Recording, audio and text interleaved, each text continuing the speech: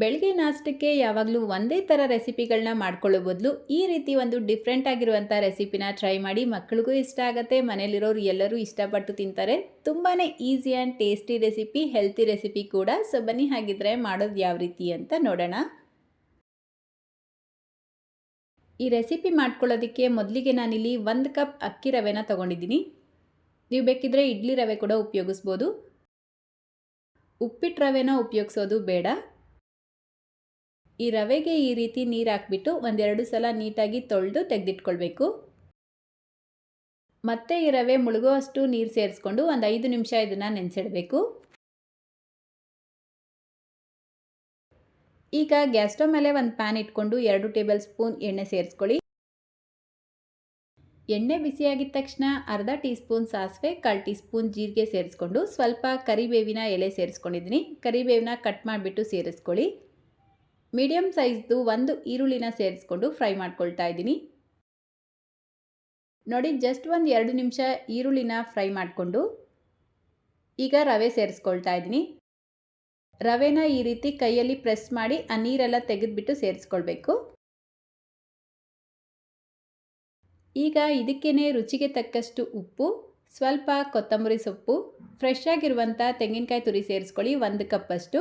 ಇದೆಲ್ಲವನ್ನು ಸೇರಿಸ್ಕೊಂಡು ಜಸ್ಟ್ ಒಂದು 2 ನಿಮಿಷ ಇದನ್ನು ಇದೇ ರೀತಿ ಮಿಕ್ಸ್ ಮಾಡ್ಕೊಳ್ತಾ ಫ್ರೈ ಮಾಡ್ಕೊಳ್ಬೇಕು.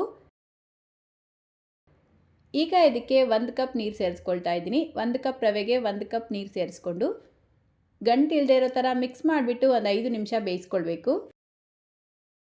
ನೋಡಿ, ಈ ರೀತಿ ಮಿಕ್ಸ್ ಮಾಡ್ಕೊಳ್ತಾ ಬೇಯಿಸ್ಕೊಳ್ಬೇಕು. ಒಂದು 5 ನಿಮಿಷಕ್ಕೆ ಇದು ಬೆಂದು ಸ್ವಲ್ಪ ಗಟ್ಟಿಯಾಗುತ್ತೆ. ಈ ಕನ್ಸಿಸ್ಟೆನ್ಸಿ ಬಂದಿದ ತಕ್ಷಣ ಗ್ಯಾಸ್ ಫ್ಲೇಮ್ನ ಆಫ್ ಮಾಡಿಕೊಂಡು ಇದನ್ನು ಸ್ವಲ್ಪ ತಣ್ಣಗಾಗೋದಕ್ಕೆ ಬಿಡಬೇಕು. ನೋಡಿ, ಸ್ವಲ್ಪ ತಣ್ಣಗಾದ್ಮೇಲೆ ಅಂದರೆ ಕೈಯಲ್ಲಿ ಮುಟ್ಟೋಷ್ಟು ಬಿಸಿ ಇರಬೇಕಾದ್ರೇ ಇದನ್ನು ಉಂಡೆ ಕಟ್ಕೊಳ್ಬೇಕು. ನಿಮ್ಗೆ ಯಾವ ಶೇಪಲ್ಲಿ ಬೇಕೋ ಆ ಶೇಪಲ್ಲಿ ಇದನ್ನು ಉಂಡೆ ಮಾಡ್ಕೊಳ್ಳಿ. ನಾನಿಲ್ಲಿ ರೌಂಡ್ ಶೇಪಲ್ಲಿ ಮಾಡ್ಕೊಳ್ತಾ ಇದ್ದೀನಿ. ಈಗ ಸ್ಟೀಮ್ ಮಾಡ್ಕೊಳ್ಳುವಂಥ ಪ್ಲೇಟ್ಗೆ ಎಣ್ಣೆ ಹಚ್ಕೊಳ್ತಾ ಇದ್ದೀನಿ. ನೀವು ಬೇಕಿದ್ರೆ ನಾರ್ಮಲ್ ಇಡ್ಲಿ ಪ್ಲೇಟ್ಸ್ನ ಕೂಡ ಉಪಯೋಗಿಸ್ಬೋದು. ಇಡ್ಲಿ ಪಾತ್ರೆಯಲ್ಲಿ ನೀರು ಬಿಸಿಗೆ ಇಟ್ಕೊಂಡಿದ್ದೀನಿ. ನೀರು ಈ ರೀತಿ ಕುದಿ ಬಂದಮೇಲೆ ಈ ಸ್ಟೀಮರ್ ಪ್ಲೇಟ್ನ ಇದ್ರ ಮೇಲ್ಗಡೆ ಇಟ್ಟು ರೆಡಿ ಮಾಡ್ಕೊಂಡಿರುವಂಥ ಈ ಉಂಡೆಗಳನ್ನ ನೀಟಾಗಿ ಅರೇಂಜ್ ಮಾಡ್ಕೊಳ್ಳಿ. ಈಗ ಲಿಡ್ನ ಕ್ಲೋಸ್ ಮಾಡಿ ಮೀಡಿಯಮ್ ಫ್ಲೇಮಲ್ಲೇ ಒಂದು 5 ನಿಮಿಷ ಬೇಯಿಸ್ಕೊಳ್ಬೇಕು. ಕರೆಕ್ಟಾಗಿ 5 ನಿಮಿಷಕ್ಕೆ ಇದು ರೆಡಿಯಾಗಿರುತ್ತೆ. ಬಿಸಿ ಬಿಸಿಯಾಗಿ ಸರ್ವ್ ಮಾಡಿಕೊಂಡು ಟೇಸ್ಟ್ ಮಾಡಿ. ನಾನ್ ವೆಜ್ ತಿನ್ನೋರಾದರೆ ನಾನ್ ವೆಜ್ ಗ್ರೇವೀಸ್ ಜೊತೆಲಿ, ವೆಜ್ ತಿನ್ನೋರಾದರೆ ಚಟ್ನಿ ಅಥವಾ ಸಾಂಬಾರ್ ಜೊತೆಲೂ ಟೇಸ್ಟ್ ಮಾಡ್ಬೋದು. ಫಿಶ್ ಅಥವಾ ಚಿಕನ್ ಗ್ರೇವಿ ಜೊತೆಗೆ ಇದು ಒಳ್ಳೆ ಕಾಂಬಿನೇಷನ್. ಸೊ ಮಿಸ್ ಮಾಡ್ದಿರೋ ರೆಸಿಪಿನ ಒಂದ್ಸಲ ಟ್ರೈ ಮಾಡಿ ಅಂತ ಹೇಳ್ತಾ, ರೆಸಿಪಿ ಇಷ್ಟ ಆಗಿದ್ರೆ ಲೈಕ್, ಶೇರ್, ಕಮೆಂಟ್ ಮಾಡೋದನ್ನು ಮರಿಬೇಡಿ.